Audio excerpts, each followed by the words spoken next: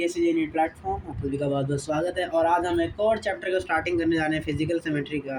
Chemistry नहीं जी, chemistry का एक और चैप्टर जिसका नाम है रेडॉक्स रेशियो। ये आज होने वाला इसका लेक्चर नंबर 1 और इसको हम आज कल 2 दिनों के अंदर अंदर चलिए तो स्टार्ट करते हैं रेडॉक्स रेशियो का लेक्चर नंबर 1। देखिए इस चैप्टर में आप ऑक्सीडेशन रिडक्शन के बारे में पढ़ें। देखिए हमारा एनसीईआरटी का ओल्ड कॉन्सेप्ट क्या कहता है ऑक्सीडेशन का, पढ़ें। ऑक्सीडेशन एक केमिकल रिएक्शन है जिसमें ऑक्सीजन ऐड होते हैं। अगर किसी रिएक्शन में ऑक्सीजन ऐड हो रहे हैं तो इसका मतलब वो ऑक्सीडेशन हो रहा है। जैसे HNO2 और O2 में से HNO3 बन रहा है तो HNO3 में ऑक्सीजन ऐड हो रहे हैं तो ये रिएक्शन क्या होगा, आपका ऑक्सीडेशन होगा। अगर हाइड्रोजन रिमूव हो रहा है मतलब हाइड्रोजन की संख्या कम हो रही है तब भी वहाँ क्या देखने को मिलेगा, आपको ऑक्सीडेशन देखने को मिलेगा, जैसा कि आप इस इक्वेशन में देख रहे हैं। जिंक हाइड्रोजन क्लोराइड से रिएक्शन करके ZnCl2 हाइड्रोजन बनाता है तो जिंक HCl में से क्या हुआ हाइड्रोजन रिमूव हो गए। क्या हो गया, हाइड्रोजन रिमूव हो गए तो इसका मतलब ये कैसी रिएक्शन है, आपका ऑक्सीडेशन है। या फिर इलेक्ट्रोनेगेटिविटी एलिमेंट का ऐड ऑन। Cl क्या है, इलेक्ट्रोनेगेटिव एलिमेंट है। FeCl2 में अब एक और Cl जुड़ गया तो Cl3 बन गया। तो इसका मतलब अगर इलेक्ट्रोनेगेटिव एलिमेंट जुड़ रहा है तब भी हमारा क्या देखने को मिलता है, ऑक्सीडेशन देखने को मिलता है। और अगर कोई इलेक्ट्रोपॉजिटिव जैसे ये आयोडाइड इलेक्ट्रोपॉजिटिव एलिमेंट अगर अलग हो रहा है तो वहाँ पर आपको क्या देखने को मिलता है, ऑक्सीडेशन देखने को मिलता है। तो ओल्ड एनसीईआरटी कहती है, एनसीईआरटी नहीं, ओल्ड कॉन्सेप्ट ऑफ ऑक्सीडेशन आपसे यह कहता है कि अगर ऑक्सीजन ऐड हो रही है तो ऑक्सीडेशन होगा, हाइड्रोजन घट रहा है तो ऑक्सीडेशन होगा, कोई केमिकल इलेक्ट्रोपॉजिटिव एलिमेंट जो रिमूव हो रहा है तो भी ऑक्सीडेशन होगा, और कोई इलेक्ट्रोनेगेटिव एलिमेंट जुड़ रहा है तब आपको क्या देखने को मिलेगा, ऑक्सीडेशन देखने को मिलेगा। इसी तरीके से रिडक्शन का भी कंसेप्ट है, और रिडक्शन का कंसेप्ट है कि अगर हाइड्रोजन ऐड हो रही है तब आपको रिडक्शन देखने को मिलेगा, अगर ऑक्सीजन कम ही हो रही है तो आपको रिडक्शन देखने को मिलेगा, अगर इलेक्ट्रोपॉजिटिव एलिमेंट जुड़ रहा है तो रिडक्शन देखने को मिलेगा, और इलेक्ट्रोनेगेटिव एलिमेंट अगर घट रहा है तो आपको क्या देखने को मिलेगा, रिडक्शन देखने को मिलेगा। कहीं कहीं देखा जाए तो ये कंसेप्ट हर तरफ नहीं लगाया जा सकता और थोड़ा सा ये इर्रेगुलर है। तो इसीलिए आगे रिसर्च हुआ और उन्होंने एक मॉडर्न कंसेप्ट बताया, एक नया कंसेप्ट दिया ऑक्सीडेशन के बारे में कि अगर इलेक्ट्रॉन की वृद्धि होगी रिएक्शन में तब आप वहाँ रिडक्शन कहेंगे, और जहाँ इलेक्ट्रॉन की कमी होगी वहाँ आप इन्हें क्या कहेंगे, ऑक्सीडेशन कहेंगे। तो अब इसको पहचानना और समझना भी हमारे लिए काफ़ी इजी हो गया। न्यूट्रल एटम, Na से Na+ और प्लस इलेक्ट्रॉन बन रहा है तो Na क्या कर रहा है, इलेक्ट्रॉन रिलीज कर रहा है, तो इसका मतलब यहाँ क्या हो रहा है, ऑक्सीडेशन देखने को मिल रहा है। तो आई होप आप समझेंगे कि रिडक्शन क्या होता है और ऑक्सीडेशन क्या होता है। न्यूट्रल एटम अगर अपने इलेक्ट्रॉन को लूज़ करता है तब वो क्या बनाता है, पॉजिटिव आयन बनाता है। केटायन क्या होते हैं, ये भी केटायन क्या करते हैं, अपने इलेक्ट्रॉन को लूज़ करते हैं और अपनी पॉजिटिव चार्ज की स्ट्रेंथ को और ज़्यादा बढ़ा देते हैं। लेकिन एनायन क्या करते हैं, anion lose electrons equal to its negative charge, it gets convert to a neutral atom. जो एनायंस होते हैं वो क्या करते हैं, जितने इनके पास नेगेटिव चार्ज आया था उतना ही अपना इलेक्ट्रॉन लूज़ कर देते हैं और क्या बना लेते हैं, अपने आप को न्यूट्रल एटम बना लेते हैं। वो आपके एनायंस होते हैं। अगला होता है कॉम्प्लेक्स एनायन। कॉम्प्लेक्स एनायन क्या होता है, when a complex anion loose electron it's negative charge decrease. देखिए अगर एनायन अपने इलेक्ट्रॉन को लूज़ करेगा उसके के चार्ज के बराबर तब आप वहाँ क्या देखने को मिलेगा, वो न्यूट्रल हो गया है।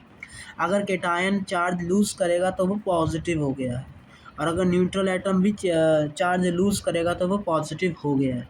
लेकिन अगर कोई कॉम्प्लेक्स एनायन है और अगर वो इलेक्ट्रॉन लूज़ कर रहा है तब वहाँ पर आपका जो चार्ज होगा वो डिक्रीज़ कर जाएगा। लेकिन अगर मॉलिक्यूल्स लूज़ कर रहा है इलेक्ट्रॉन को तो वो क्या हो जाएगा, अपने कॉन्स्टिट्यूएंट्स पार्टिकल्स में ब्रेक हो जाएगा। जैसे H2O2 is a molecules, from H2O2 H+ और ऑक्सीजन में क्या हो जाएगा, ब्रेक हो जाएगा। तो इस तरीके से हम कह सकते हैं कि positive charge increases and negative charge decreases. तो हम क्या कह सकते हैं, ऑक्सीडेशन में क्या होता है, पॉजिटिव चार्ज इंक्रीज होता है और नेगेटिव चार्ज डिक्रीज होता है। और अगर पॉजिटिव चार्ज इंक्रीज़ हो रहा है इसका मतलब ऑक्सीडेशन में ऑक्सीडेशन नंबर जो होता है वो इंक्रीज़ होता हुआ नज़र आता है। आपको ये बात यहाँ पे याद रखनी है। In oxidation positive charge increase, negative charge decrease and oxidation number increase. अब रिडक्शन की बात करते हैं। तो न्यूट्रल एटम अगर इलेक्ट्रॉन को लेगा तब अपने ऊपर नेगेटिव चार्ज ले लेगा, इसका मतलब वो एनायन में कन्वर्ट हो जाएगा। अगर कोई कैटायन है और वो इलेक्ट्रॉन एक्सेप्ट कर रहा है तो वो अब किस में कन्वर्ट हो जाएगा, तो it's convert to it neutral atom, लेकिन वो अपने चार्ज के बराबर लेगा तो वो न्यूट्रल एटम में कन्वर्ट हो जाएगा। Similarly when a cation accept less electron than its charge, its positive charge decrease. जैसे इसने इलेक्ट्रॉन लिया, अगर कम लेता है तो उसका जो पॉजिटिव चार्ज होता है वो डिक्रीज हो जाता है। इसी तरीके से एनायन अगर इलेक्ट्रॉन को एक्सेप्ट करता है तो उसका नेगेटिव चार्ज इंक्रीज़ हो जाता है। अगर कोई मॉलिक्यूल्स है, मॉलिक्यूल इलेक्ट्रॉन एक्सेप्ट करता है तो वहाँ पर आपको क्या देखने को मिलता है, उसका नेगेटिव चार्ज इंक्रीज़ होता हुआ मिलता है। इसका मतलब अगर कोई बोले कि रिडक्शन कहाँ होता है तो आप बेसिक कह सकते हैं कि जहाँ पॉजिटिव चार्ज डिक्रीज़ करेगा नेगेटिव चार्ज इंक्रीज़ करेगा, और जहाँ ऑक्सीडेशन नंबर डिक्रीज़ करेगी वहाँ पर आपको क्या देखने को मिलेगा, रेडॉक्स रिडक्शन देखने को मिलेगा। और जहाँ रिडक्शन भी होता है, जहाँ ऑक्सीडेशन भी होता है, वहाँ पर आपको क्या देखने को मिलता है, रेडॉक्स रिएक्शन देखने को मिलता है। तो देखिए होता है इसका रेडॉक्स हम पढ़ क्यों रहे हैं, इसका क्या फ़ायदा है, क्या कहानी है। आपने मोल में इक्विवेलेंट कंसेप्ट के बारे में पढ़ा था, और इन मोल से मोल कॉन्सेप्ट और इक्विवेलेंट से जो इक्विवेलेंट कंसेप्ट आता है, तो दोनों से जो आंसर आता था वो हमेशा सेम ही आता है। अगर हम मोल कॉन्सेप्ट से मोल निकालें, मोल कॉन्सेप्ट का यूज़ करके, तो जो रिज़ल्ट आएगा इक्विवेलेंट से इक्विवेलेंट कंसेप्ट लगाकर निकालें तो दोनों से रिज़ल्ट क्या आता है, सेम आता है। लेकिन बस फ़र्क इतना है कि इक्विवेलेंट्स निकालने के लिए हमें एन फैक्टर की ज़रूरत पड़ती है। अब हमें मोल्स फिर से मोल से छुटकारा क्यों पड़ना पड़ा, इक्विवेलेंट्स जब मोल से कहानी बन रही थी तो इक्विवेलेंट की क्या ज़रूरत थी। हमें सारी रिएक्शन के बारे में नहीं पता, और कुछ रिएक्शन ऐसी होती हैं जिनको बैलेंस भी नहीं किया जा सकता। तो उसके केस में आप ये इक्विवेलेंट कंसेप्ट लगाकर अपनी कैलकुलेशन को ईज़ी कर सकते हैं। तो इक्विवेलेंट कंसेप्ट लगाने के लिए आपको ज़रूरत पड़ती है एन फैक्टर। अगर हम मोल्स की मल्टीप्लाई एन फैक्टर से करते हैं तब हमें क्या मिलते हैं, इक्विवेलेंट्स मिलते हैं। क्या मिलते हैं, इक्विवेलेंट्स मिलते हैं। लेकिन सर ये एन फैक्टर होता क्या है, चलिए आइए बताते हैं। सबसे पहले हम एन फैक्टर को कैलकुलेट करेंगे एसिड के लिए। एन फैक्टर क्या है, अगर आपके पास बेस है तो वो OH माइनस के पढ़ेंगे, समझते हैं। सबसे पहले हम एन फैक्टर कैलकुलेट कर रहे हैं एसिड के लिए। अगर एसिड के लिए एन फैक्टर कैलकुलेट किया जाता है तो एसिड के लिए एन फैक्टर होता है रिप्लेसेबल H प्लस आयन। क्या जी, रिप्लेसेबल H प्लस आयन्स। क्या, रिप्लेसेबल H प्लस आयन, जो H प्लस आयन को रिप्लेस कर सके वो आपका क्या होता है, एन फैक्टर होता है एसिड के अंदर। Maximum replaceable H plus ion of N acid बराबर बेसिसिटी ऑफ एसिड। जो मैक्सिमम H प्लस आयन जो रिप्लेस होंगे उसी को हम बेसिसिटी ऑफ एसिड भी कहते हैं। एग्जाम्पल के लिए मान लीजिए suppose maximum replaceable H plus ion acid में 3 है, मतलब एन फैक्टर 3 है, तो इस एन फैक्टर 3 नहीं है, मतलब मैक्सिमम रिप्लेसेबल आयन 3 है, इसका मतलब इसकी बेसिसिटी क्या होगी, 3 होगी। लेकिन एन फैक्टर 1 भी हो सकता है, 2 भी हो सकता है और 3 भी हो सकता है, लेकिन 3 से ज़्यादा नहीं होगा। आपके पास है HCl, NaOH और NaCl से H2। HCl NaOH से जब रिएक्शन करता है तो NaCl बनता है और H2O बनता है। तो Na ने क्या किया, एक H को रिप्लेस कर दिया। तो मैक्सिमम रिप्लेसेबल आयन्स में एक ही H है, और ज़्यादा रिप्लेस नहीं कर सकता है Na। इसका मतलब 1 क्या हो जाएगा, इसका बेसिसिटी हो जाएगा, और 1 ही इसका क्या हो जाएगा, एन फैक्टर भी हो जाएगा। अगर सर हम H2SO4 की बात करते हैं तो H2SO4 NaOH से रिएक्ट करता है तो क्या बनाता है, Na2SO4 बनाता है और H2 बनाता है। तो इस रिएक्शन में दो सोडियम ने दो हाइड्रोजन को रिप्लेस कर दिया।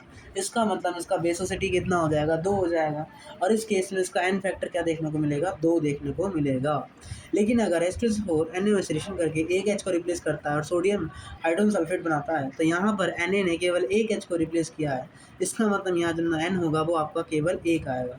लेकिन basicity is not the replaceable H plus ion but the basicity it maximum replaceable H plus ion.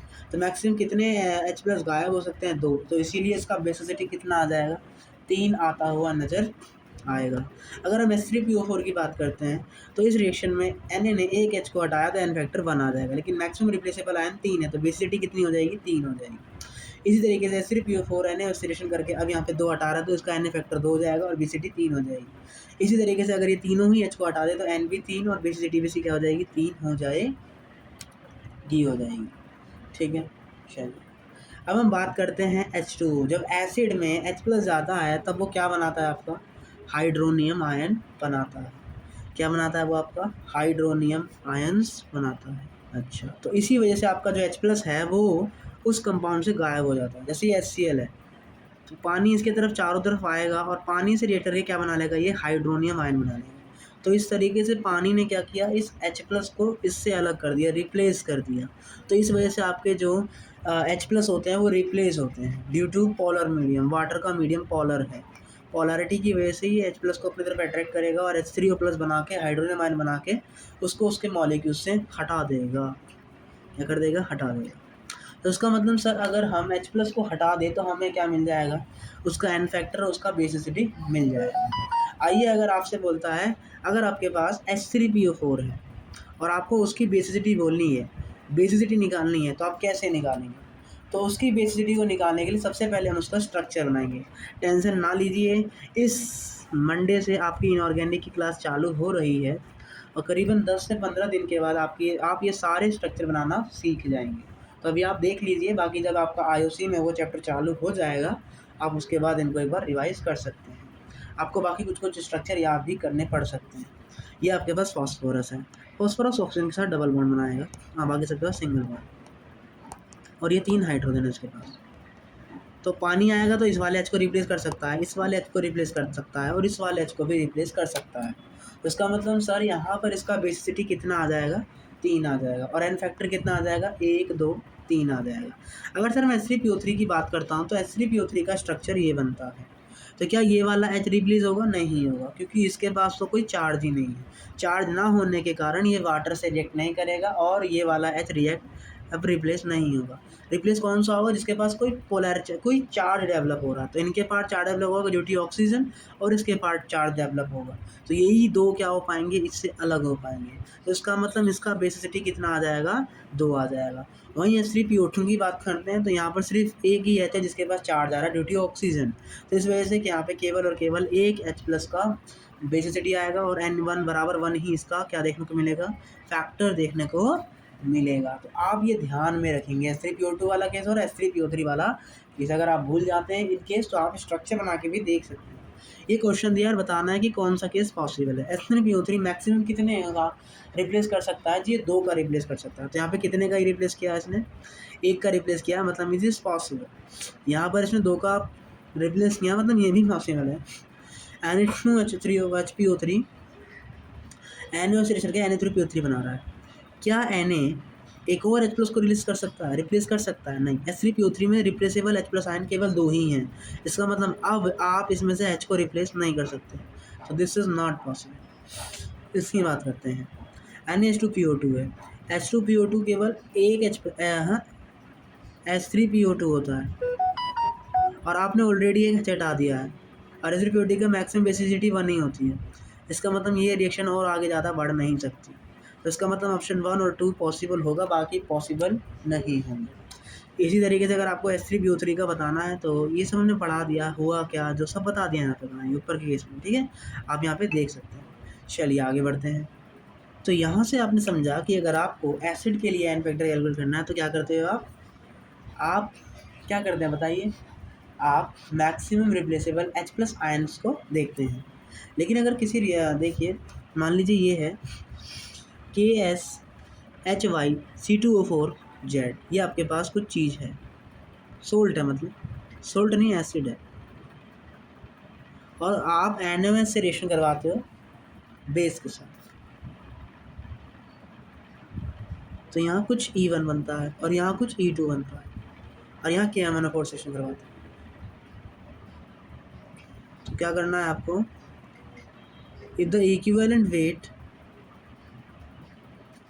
KXHY is E1, इसका इक्विवेलेंट वेट E1 है और इसका इक्विवेलेंट वेट E2 है, तो आपको क्या फाइंड करना है, E1 और E2 का वैल्यू फाइंड करना है इन टर्म्स ऑफ M। तो आप मुझे बताइए सबसे पहले, क्या आपको ये रिएक्शन पता है कि NH रिएक्शन करेगा तो क्या बनाएगा? बिल्कुल नहीं पता, तो हमें एक्स वाई के बारे में भी कुछ नहीं पता। इसका मतलब ये मोल्स से तो आप कुछ नहीं कर पाएंगे, इसलिए आपको एन फैक्टर की चीज़ें यहाँ पे बताई गई हैं। कैसे करेंगे आइए देखिए। तो इक्विवेलेंट वेट क्या होता है?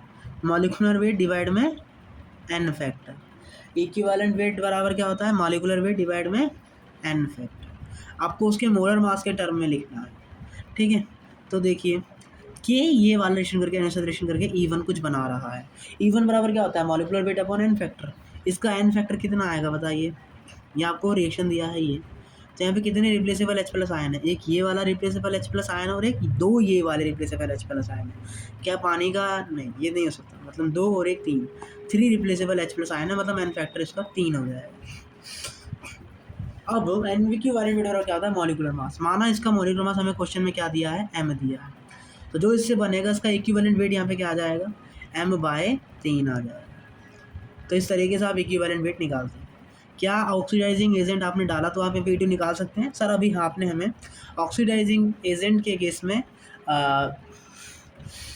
एन फैक्टर कैलकुलेशन नहीं सिखाया, तो अभी हम इसको बता नहीं पाएंगे।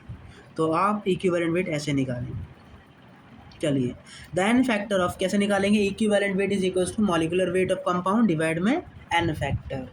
The n factor of acid is always equal to its basicity. गलत है, ऐसा हमने कई बार देखा है कि कहीं एन फैक्टर 1 है तो बेसिसिटी 2 आ रही है कि 3 आ रही है। N factor of HCl is always 1। तो HCl क्या होता है? एक H प्लस यहाँ पे करता है रिप्लेस करता है। क्या हमेशा 1 आएगी? तो आंसर है रॉन्ग, क्योंकि जो HCl होता है ये कभी कभी एक रिड्यूसिंग एजेंट की तरह भी बिहेव करता हुआ नज़र आता है। तो आप इस चीज़ को यहाँ पे याद रखेंगे कि HCl behaves like a reducing agent, तो इसलिए N factor of HCl is not always 1। अब हम बेस के लिए एन फैक्टर कैलकुलेट करते हैं। जिस तरीके से एसिड के लिए N factor maximum replaceable H plus ion थे, उसी तरीके से बेस के लिए N factor maximum replaceable N factor replaceable OH minus ion है, और इसका एसिडिटी क्या होगा? Maximum replaceable OH minus ions, या आप इसकी जगह एक्सेप्टेबल H प्लस आयन्स भी बोल सकते हो। NaOH का बनाइए, एक OH का रिप्लेस हो सकता है तो उसका एसिडिटी भी 1 होगा, एन फैक्टर भी 1 होगा। ये 2 का कर सकता है तो 2, और इसका एन फैक्टर 1 भी और 2 भी। ये 3 का कर सकता है तो 1 2 3 इसके एन फैक्टर हो जाएंगे। Na2CO3 है, HCl रिलेशन करके ये बना रहा है। तो Na2CO3 ने HCl से रिलेशन किया तो क्या बनाया? NaSO3 और NaCl। तो ये क्या है? एसिड है, ये क्या है? बेस है। तो बेस क्या कर रहा है? एक H प्लस एक्सेप्ट कर रहा है, तो इसका एन फैक्टर कितना आ जाएगा? 1 आ जाएगा। Na2CO3 HCl से क्या बन रहा है? H2CO3 बन रहा है, तो ये वाला बेस 2 H प्लस को एक्सेप्ट कर रहा है, तो इसका मतलब इसका एन फैक्टर क्या आ जाएगा? 2 आ जाएगा। तो या तो रिप्लेसेबल OH माइनस आयन या फिर एक्सेप्टेबल H प्लस आयन से आप बेस का क्या निकाल सकते हैं? You can calculate bases N factor. अब अगर आपको एन फैक्टर सोल्ट के लिए कैलकुलेट करना है तो यहाँ पर आपको किसका सहारा लेना पड़ेगा? यहाँ पर हमें सहारा लेना पड़ेगा ऑक्सीडेशन स्टेट का। समझिए ऑक्सीजन स्टेट होता क्या है, यही समझ लीजिए, क्योंकि वैसे इनऑर्गेनिक में शायद इसका यूज़ आएगा। तो oxidation state of an atom can be defined as a hypothetical charge that would be held by that atom if all its bond to other atom were completely ionic in nature। Oxidation state क्या है? एक hypothetical charge, एक हमारे द्वारा माना गया एक charge है जो किसी एटम पर of all of its bonds to other atom were completely ionic nature, जो कि ये दिखाता है कि किसी एटम पर कितने बॉन्ड हैं जो कि आयनिक नेचर्स के होते हैं। तो ऑक्सीडेशन स्टेट क्या है? एक चार्ज है जो कि ये दिखा रहा है कि ये कितने से बॉन्ड बना रहा है जो कि आयनिक नेचर के हैं। आयनिक नेचर मतलब आदान प्रदान करने वाले, आयनिक नेचर मतलब प्लस माइनस करने वाले, ठीक है, चार्ज सेपरेट करने वाले नेचर के। तो मान लीजिए आपके पास H2O है, तो H2O ऐसे मिलकर बना है। अब इसमें से सबसे पहले आपको चेक करना पड़ेगा कौन ज़्यादा इलेक्ट्रोनेगेटिव है। तो ऑक्सीजन ज़्यादा इलेक्ट्रोनेगेटिव है इन दोनों की तुलना में। या दोनों अलग अलग हैं? हाँ। एक बॉन्ड का मतलब है एक इलेक्ट्रॉन का ट्रांसफ़र। तो वो क्या करेगा, ज़्यादा इलेक्ट्रोनेगेटिव होने की वजह से ये एक इलेक्ट्रॉन ले लेगा और ये H प्लस क्या करेगा, एक इलेक्ट्रॉन अपना दे देगा। तो O के ऊपर क्या आ जाएगा, -1 चार्ज, और इस पे क्या आ जाएगा, +1 चार्ज। तो इसी तरीके से इस पे क्या चार्ज आ जाएगा, +1, इस पे क्या चार्ज आ जाएगा, -1। इसका मतलब oxidation state of oxygen atom is -2 and oxidation state of both hydrogen atom is +2। इसका मतलब सबसे पहले क्या करना है, आपको स्ट्रक्चर बनाना है। स्ट्रक्चर बनाने के बाद आपको बॉन्ड तोड़ना है, और एक बॉन्ड तोड़ने का मतलब -1 और +1 चार्ज। चलिए H2O2 का बनाते हैं। तो H2O2 का आपको स्ट्रक्चर देखना पड़ेगा। H2O2 का स्ट्रक्चर ये होता है, ठीक है। अब बॉन्ड तोड़ दीजिए, ये बॉन्ड तोड़ा, ये बॉन्ड तोड़ा, ये बॉन्ड तोड़ा, OH दोनों अलग अलग हैं। ये +1 चार्ज आएगा इस पर, -1। ये दोनों सेम सेम है। तो अगर सेम सेम होता है तो जो चार्ज का ट्रांसफ़र सेम होता है, इसका मतलब दोनों के बीच कोई भी चार्ज का ट्रांसफ़र नहीं होगा। अब ये फर्दर यहाँ से क्या करेगा, टूटेगा। तो इस वाले पे क्या आएगा, -1 चार्ज आएगा, और इस वाले पे +1 चार्ज आएगा। इस तरीके से हम कह सकते हैं oxygen of both oxygen atom, दोनों ऑक्सीजन एटम पे चार्ज कितना आ रहा है, -1, और दोनों हाइड्रोजन एटम पे चार्ज कितना आ रहा है, +1 आ रहा है। तो अगर आपको किसी सोल्ट में चार्ज चेक करना है या किसी एसिड वैसिड किसी में भी आपको चार्ज चेक करना है, तो आप स्ट्रक्चर बनाएंगे, बॉन्ड तोड़ेंगे, वहाँ से आप कर सकते हैं। चलिए हम H2SO4 का बना के दिखाते हैं। सबसे पहले H2SO4 का बनाएंगे तो सबसे पहले क्या चेक करेंगे, सल्फ़र को सेंट्रल एटम रखेंगे। अब सल्फ़र क्या करता है 6 बॉन्ड बनाता है, तो 6 बॉन्ड दे देने का, एक O, एक O, एक O, 6 बनाता है, एक O। ऑक्सीजन तो डबल डबल चाहिए, तो ये डबल डबल दे दिया। अब बचे क्या, 2 हाइड्रोजन, इसको हमने इससे जोड़ दिया। टेंशन नहीं लीजिए, IUC में पढ़ाया जाएगा। अब आप क्या करिए, बॉन्ड तोड़ दीजिए। बॉन्ड तोड़ा, इस पे क्या आएगा, हाईली इलेक्ट्रोनेगेटिव कौन है, ऑक्सीजन है। इसका मतलब -1 +1, यहाँ से टूटेगा +1 -1, यहाँ से टूटेगा +1 -1, यहाँ से टूटा +1 -1। 2 हैं तो +2 -2, 2 हैं तो +2 -2। तो सल्फ़र पे टोटल चार्ज कितना आ गया, 1 1 2 और 2 2 4 2 6। इसका मतलब सल्फ़र का ऑक्सीडेशन स्टेट कितना हो गया, +6। हाइड्रोजन का कितना हो गया, +1, और ऑक्सीजन का कितना हो गया, 2 ऑक्सीजन का तो -1 है, सॉरी -2, और सभी ऑक्सीजन का कितना आ रहा है, -2 -2 -2 और -2। तो आप जो है ऐसे चार्ज को जो है कैलकुलेट करेंगे, आप ऐसे ऑक्सीडेशन स्टेट को यहाँ पे डिफाइन करेंगे। इसी तरीके से आप MnO4 के लिए कर सकते हैं। आप स्ट्रक्चर पढ़ाएंगे IOC के लिए, IOC में ज़रूर पढ़ाएंगे, आपको टेंशन ना लीजिए। तो MnO4 का स्ट्रक्चर ये बनता है, आपको खाली बॉन्ड तोड़नी है खटाखट, और खटाखट बॉन्ड तोड़ेंगे तो आप सबका यहाँ पे क्या निकाल सकते हैं, ऑक्सीडेशन स्टेट जो है निकाल सकते हैं। ये कार्बन सब ऑक्साइड है जिनका आप स्ट्रक्चर ध्यान में रख सकते हैं। ये CrO4 है, जिसको बटरफ्लाई वाला स्ट्रक्चर भी बोला जाता है। ये कैरोज एसिड है, ये मार्शल्स एसिड है। आपको इन सभी के स्ट्रक्चर याद रखने हैं। ये ट्राइब्रोमो ऑक्टा एसिड है, और ये टेट्राथायोनेट आयन है। तो आपको इन सभी के क्या याद रखने हैं, ये सारे याद रखने हैं। आइए आपको एक एडवांस का क्वेश्चन दिखाते हैं। Na2SO4O6, सल्फर बीच में आएगा। 4 सल्फर को आपस में जोड़ दिया, सल्फर 4 बॉन्ड बनाता है, 6 बनाता है, तो 2 2 2 2, और अब ये 6 6 बना रहा है। क्या करेंगे आप, बॉन्ड तोड़ देंगे सबकी, और जो इसने पूछा था वो आप यहाँ पे बता सकते हैं। तो काफ़ी इजी है ये आपका निकालना। आपको खाली स्ट्रक्चर देखने हैं, बॉन्ड तोड़ने हैं, आप वहाँ से इन सभी की चीज़ों को कर सकते हैं। आपके लिए टास्क क्या रहेगा, इन सभी स्ट्रक्चर को घर पे बनाना है, और बॉन्ड तोड़ के आपको उनका सभी का ऑक्सीडेशन स्टेट जो है निकालना है। आइए आपको कुछ रूल्स याद करवा देते हैं।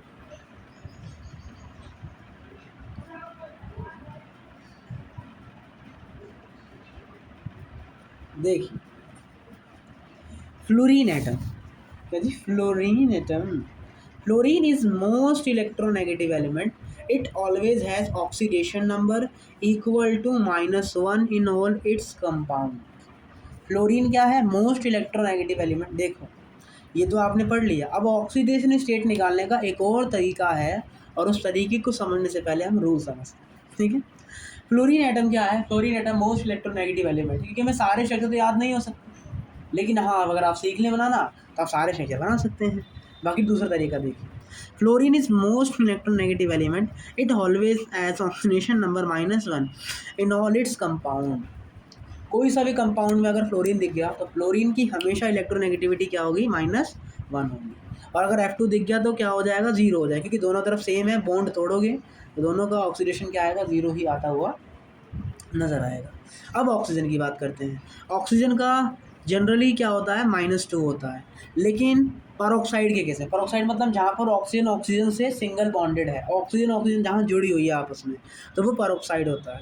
अगर H2O2 Na2O2 अगर आ जाए, परऑक्साइड का केस आ जाए, तो वहाँ पर क्या होती है, ऑक्सीजन का ऑक्सीडेशन नंबर -1 होता है। अगर सुपर ऑक्साइड आ गए तो वहाँ पर कितना होता है, -1/2 होता है। कितना होता है, -1/2।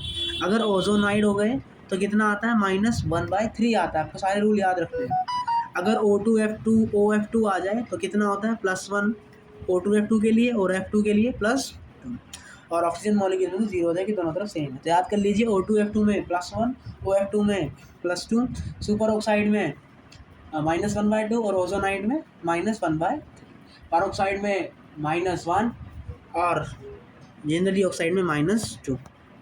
इसी तरीके से हाइड्रोजन एटम का जनरली कितना होता है, +1 होता है, लेकिन अगर हाइड्रोजन मेटल से जुड़ी है तो हाइड्रोजन का ऑक्सीडेशन स्टेट क्या आता है, -1 आता है। चलिए हैलोजन एटम में देखते हैं, तो हैलोजन एटम का ऑक्सीडेशन नंबर कितना है, -1 है। लेकिन अगर हैलोजन मोर इलेक्ट्रोनेगेटिव एलिमेंट से जुड़ी है तब ये क्या दिखाती है, पॉजिटिव ऑक्सीडेशन स्टेट शो करती है। मेटल्स, एल्कली मेटल्स जो होती हैं, लिथियम, सोडियम, पोटेशियम, रुबिडियम, ये सब एल्कली मेटल्स होती हैं। तो इन सभी का ऑक्सीडेशन स्टेट कितना होता है, +1 होता है। जो एल्कलाइन अर्थ मेटल्स होती हैं उनका बेटा मांगे कार्य एल्कलाइन अर्थ मेटल्स होती हैं, और इनका ऑक्सीडेशन स्टेट क्या आता है, +1 आता है। जो एल्यूमिनियम होता है वो हमेशा +3 ऑक्सीडेशन स्टेट ही क्या करता है, शो करता है। अगला नियम है कि oxidation number of an element, अगर कोई एलिमेंट अपनी फ्री स्टेट में है, अपनी एलिमेंटल अपनी एटॉमिक स्टेट में, जहाँ पे वो फ्री रहता है, जहाँ पे कोई चार्ज वार्ज नहीं फील करता, तो उसके केस में उसका जो चार्ज आता है वो क्या आता है, 0 आता है। जैसे लोहा सॉलिड में है तो ये 0 हो जाएगा। सल्फर 8 अपनी एलिमेंटल अपनी कौन सी स्टेट में है, फ्री स्टेट में है, और ये वाला क्या, फ्री स्टेट हो गया, और ये एलोट्रॉपिक है, तो एलोट्रॉपिक भी होता है तो भी आपको ऑक्सीडेशन नंबर 0 ही देखने को मिलता है। Sum of charges of element in a molecule is 0। Sum of और चार्जेस, अगर ऐसा कोई मॉलिक्यूल है जिसके ऊपर कोई चार्ज नहीं लिखा है तो आप सभी चार्ज को जोड़ोगे तो उन सभी का चार्ज क्या आएगा, 0 आएगा। सम, और उसके ऊपर अगर उस पूरे मॉलिक्यूल्स के ऊपर कोई आपको चार्ज दे रखा है, तो अगर आप उन सभी एटम, उन सभी एलिमेंट्स के चार्ज को जोड़ दोगे तो जो चार्ज आएगा वो किसके बराबर आएगा, उस आयंस के चार्ज के बराबर आएगा। अब आपको क्या करना है, इन सभी के चार्ज को याद कर लेना है। क्लोरीन पे -1 चार्ज होता है, ब्रोमीन पे, ब्रोमाइड पे -1, फ्लोराइड पे -1, आयोडाइड पे -1, कार्बोनेट पे -2, साइनाइड पे -1, आइसोसाइनाइड पे -1, सल्फेट पे -2, सल्फाइड पे -2, थायोसल्फेट पे -2, सल्फाइड पे -2, फॉस्फाइड पे -3, ऑक्जेलेट पे -2, नाइट्रेट पे -1, अजाइड, सॉरी नाइट्राइड होता है, नाइट्राइड पे -3, सबके नाम भी याद करने हैं। नाइट्राइल पे -1, पर क्लोरेट पे -1, क्लोरेट पे -1, सब नाम ये भी याद करने हैं। ClO2 माइनस क्लोराइड होता है, ClO minus hypochloride, CrO4 minus chromate, Cr2O7 dichromate 2- charge, MnO4 minus permanganate, and PO4 3- phosphate. तो आपको ये सारे याद रखने हैं। आइए हम ऑक्सीडेशन नंबर कैलकुलेट करते हैं। H2SO4 है, टोटल चार्ज नहीं दिया, इसका मतलब 0। अब किसका निकालना है, मान लीजिए सल्फर का निकालना है, तो उसको हमने X बोल दिया। हाइड्रोजन का कितना होगा, +1 है, कितनी 2, सल्फर कितनी है X, तो 1 का X, प्लस ऑक्सीजन का जनरली कितना होता है, -2, तो कितना आ जाएगा, 2 चौक 8। तो इस तरीके से यहाँ पे सल्फर का ऑक्सीडेशन स्टेट कितना आ गया, +6 आ गया। तो इस तरीके से आप इन सभी का भी जो है निकाल सकते हैं। लेकिन इसमें दिक्कत क्या है, ये जो ऑक्सीडेशन स्टेट आती है ये सम आती है, ये यहाँ पर जो ऑक्सीडेशन स्टेट आई है ब्रोमीन की, ये तीनों ब्रोमीन का सम आया है। तो आप इन वाले तरीक़ों से एक एक ब्रोमीन का क्या क्या चार्ज होगा वो नहीं कैलकुलेट कर सकते। तो अगर आपको एक एक ब्रोमीन का वही चार्ज कैलकुलेट करना है तो इसके लिए आपको डायग्राम बनाकर डंडे तोड़ने ही पड़ेंगे। तो ध्यान रखिएगा, इन तरीक़ों से एवरेज ऑक्सीडेशन स्टेट मिलती है। इन तरीक़ों से क्या मिलती है, सिर्फ और सिर्फ एवरेज ऑक्सीडेशन स्टेट। तो अगर एवरेज ऑक्सीडेशन स्टेट मिलेगी तो इसका मतलब है कि वहाँ पर आप उन इंडिविजुअल्स का चार्ज नहीं बता सकते। मान लीजिए अगर मेंस ने एडवांस ने इंडिविजुअल्स का पूछ लिया तो फिर तो हालत ख़राब हो जाएगी। इसलिए इसलिए अगर इंडिविजुअल्स बोलता है तो आप स्ट्रक्चर बना के चेक करेंगे, वरना आप ऐसे चेक कर सकते हैं।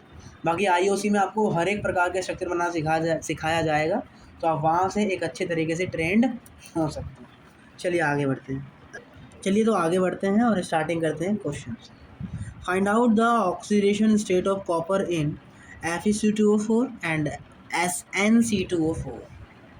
पहले आप ये ध्यान रख लीजिए, अगर कॉपर के ऊपर +1 चार्ज होता है तो उसे क्यूप्रस बोलते हैं, और अगर +2 चार्ज होता है तो उसे क्यूप्रिक बोलते हैं। अगर कम ऑक्सीडेशन स्टेट है प्लस वाली तो आप अस का यूज़ करेंगे, और ज़्यादा चार्ज है तो आप इक का यूज़ करेंगे। तो इसे क्या बोलेंगे? फेरस। इसे क्या बोलेंगे? फेरिक।